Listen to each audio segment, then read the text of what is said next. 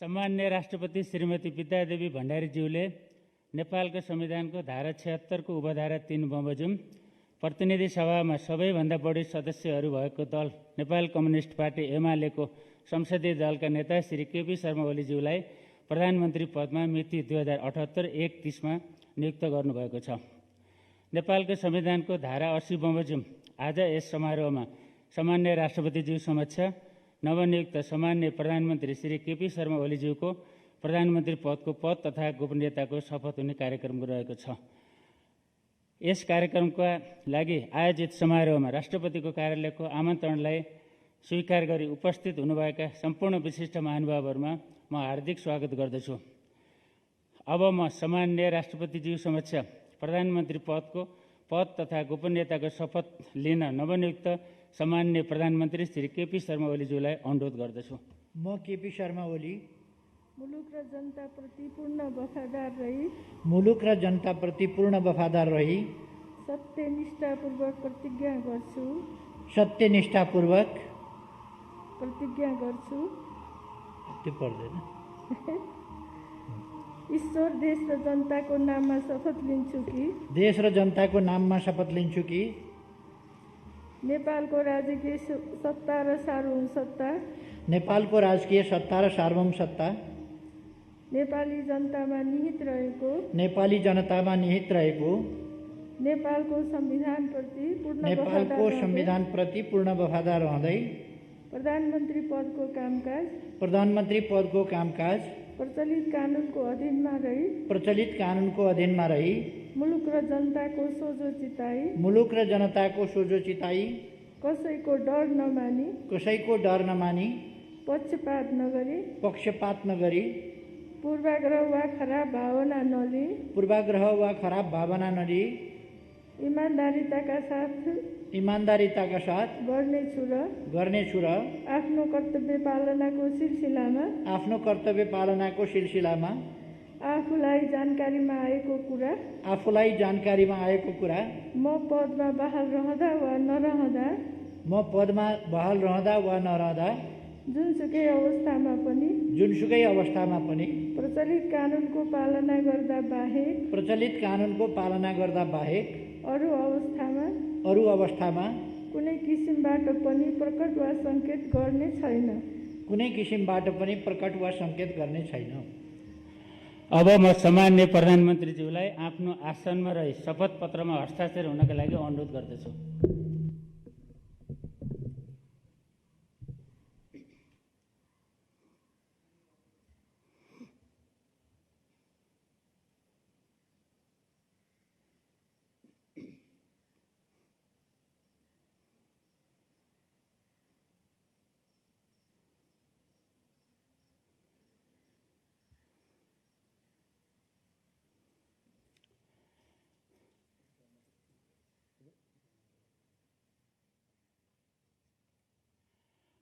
सामान्य प्रधानमन्त्री श्री केपी शर्मा ओलीज्यूबाट प्रधानमन्त्री पदको पद तथा गोपनीयताको शपथ लिने काम सम्पन्न भएको छ। नवनियुक्त सामान्य प्रधानमन्त्रीज्यूलाई हार्दिक बधाई छ। यहाँको कार्यकालको सफलताको कामना गर्दछौँ। सामान्य राष्ट्रपतिज्यूले सामान्य प्रधानमन्त्रीज्यूको सिफारिसमा नेपालको संविधानको धारा 76 को उपधारा 9 तथा धारा 78 को उपधारा 1 बमोजिम आजै देहाय बमोजिम मन्त्री परिषद गठन गर्नुभएको छ। कर्मसङ्ख्या, नामतर, पद, कार्यविभाजन।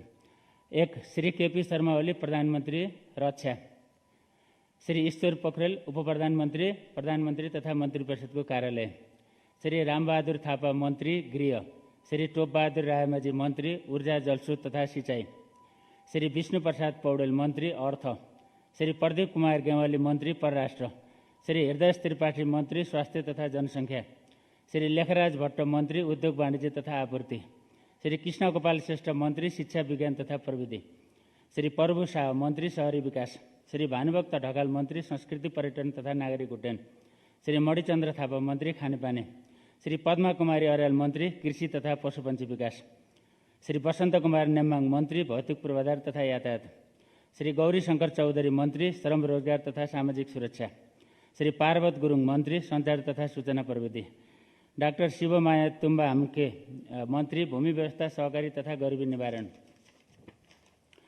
श्री लीलानाथ श्रेष्ठ मन्त्री कानुन न्याय तथा संसदीय मामिला, श्री गणेश सिंह ठगुन्डा मन्त्री सङ्घीय मामिला तथा सामान्य प्रशासन, श्री प्रेमबहादुर आले मन्त्री वन तथा वातावरण, श्री जुली कुमारी महतो मन्त्री महिला बालविकास तथा ज्येष्ठ नागरिक, श्री दावा लामाङ तामाङ मन्त्री युवा तथा खेलकुद, श्री नवराज रावत राज्यमन्त्री स्वास्थ्य तथा जनसङ्ख्या, श्री रामवीर महानन्द राज्यमन्त्री शहरी विकास, श्री विमला विका राज्यमन्त्री उद्योग वाणिज्य तथा आपूर्ति। अब म नेपालको संविधानको धारा 80 बमोजिम सामान्य राष्ट्रपतिज्यू समक्ष उप प्रधानमन्त्री पदको पद तथा गोपनीयताको शपथ गराउनु हुन नवनियुक्त मान्य उप प्रधानमन्त्री श्री ईश्वर पोखरेलज्यूलाई अनुरोध गर्दछु। म ईश्वर पोखरेल मुलुक र जनताप्रति पूर्ण वफादार रही सत्यनिष्ठापूर्वक प्रतिज्ञा गर्छु। ईश्वर देश र जनताको नाममा शपथ लिन्छु कि नेपालको राजकीय सत्ता र सार्वभौम सत्ता नेपाली जनतामा निहित रहेको नेपालको संविधानप्रति पूर्ण वफादार रहँदै उप प्रधानमन्त्री पदको कामकाज प्रचलित कानुनको अधीनमा रही मुलुक र जनताको सोझो चिताई कसैको डर नमानी पक्षपात नगरी पूर्वाग्रह वा खराब भावना नलिई इमानदारीका साथ गर्नेछु र आफ्नो कर्तव्य पालनाको सिलसिलामा आफूलाई जानकारीमा आएको कुरा म पदमा बहाल रहँदा वा नरहँदा जुनसुकै अवस्थामा पनि प्रचलित कानुनको पालना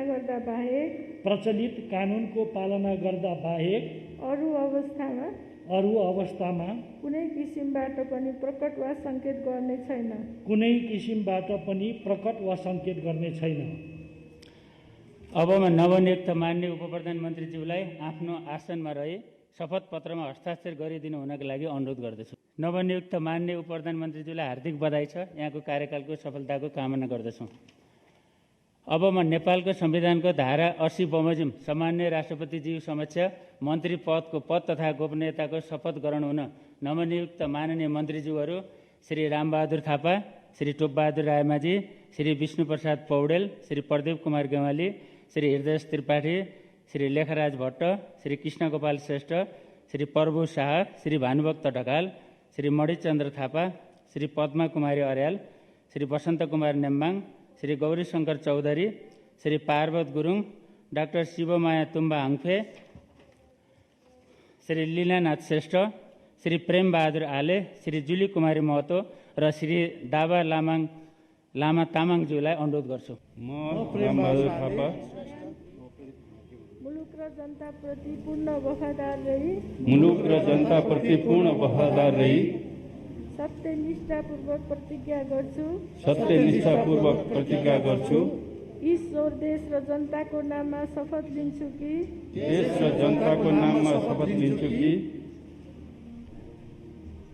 नेपालको राजकीय सत्ता र सार्वभौम सत्ता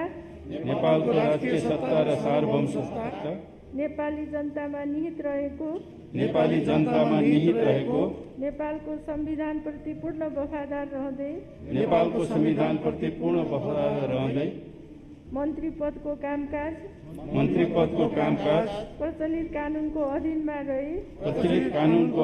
रही मुलुक र जनताको सोझो चिताई कसैको डर नमानी पक्षपात नगरी पूर्वाग्रह वा खराब भावना नलिई इमानदारीका साथ गर्नेछु र आफ्नो कर्तव्य पालनाको सिलसिलामा आफूलाई जानकारीमा रहेको कुरा म म पदमा बहाल रहँदा वा नरहँदा पदमा बहाल रहँदा वा नरहँदा जुनसुकै अवस्थामा पनि जुनसुकै अवस्थामा पनि प्रचलित कानुनको पालना गर्दा बाहेक प्रचलित कानुनको पालना गर्दा बाहेक अरू अवस्थामा कुनै किसिमबाट पनि प्रकट वा सङ्केत गर्ने छैन। कुनै किसिमबाट पनि प्रकट वा सङ्केत गर्ने छैन। अब म नवनियुक्त माननीय मन्त्रीज्यूहरूलाई आफ्नो आसनमा रही शपथ पत्रमा हस्ताक्षर गरिदिनु हुनका लागि अनुरोध गर्दछु। नवनियुक्त माननीय मन्त्रीज्यूहरूलाई हार्दिक बधाई छ। यहाँहरूको कार्यकालको सफलताको कामना गर्दछु।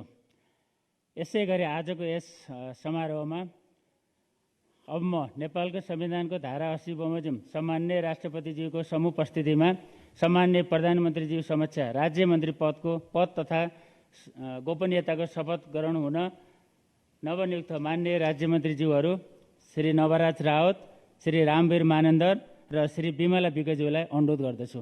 म रामवीर मानन्दर मुलुक र जनताप्रति पूर्ण वफादार रही सत्यनिष्ठापूर्वक प्रतिज्ञा गर्छु ईश्वर देश र जनताको नाममा शपथ लिन्छु कि नेपालको राजकीय सत्ता र सार्वभौम सत्ता नेपाली जनतामा निहित रहेको नेपालको संविधानप्रति पूर्ण वफादार रहँदै राज्य मन्त्री पदको कामकाज प्रचलित कानुनको अधीनमा रही मुलुक र जनताको सोझो चिताई कसैको डर नमानी पक्षपात नगरी पूर्वाग्रह वा खराब भावना नलिई इमानदारीका साथ गर्नेछु र आफ्नो कर्तव्य पालनाको सिलसिलामा आफूलाई जानकारीमा आएको कुरा म पदमा बहाल रहँदा वा नरहँदा जुनसुकै अवस्थामा पनि प्रचलित कानुनको पालना गर्दा बाहेक अरू अवस्थामा कुनै किसिमबाट पनि प्रकट वा सङ्केत गर्ने छैन। अब म नवनियुक्त माननीय राज्य मन्त्रीज्यूहरूलाई आफ्नो आसनमा रही शपथ पत्रमा हस्ताक्षर गरिदिनु हुनुको लागि अनुरोध गर्दछु। नवनियुक्त माननीय राज्य मन्त्रीज्यूहरूलाई हार्दिक बधाई छ। यहाँहरूको कार्यकालको सफलताको कामना गर्दछु।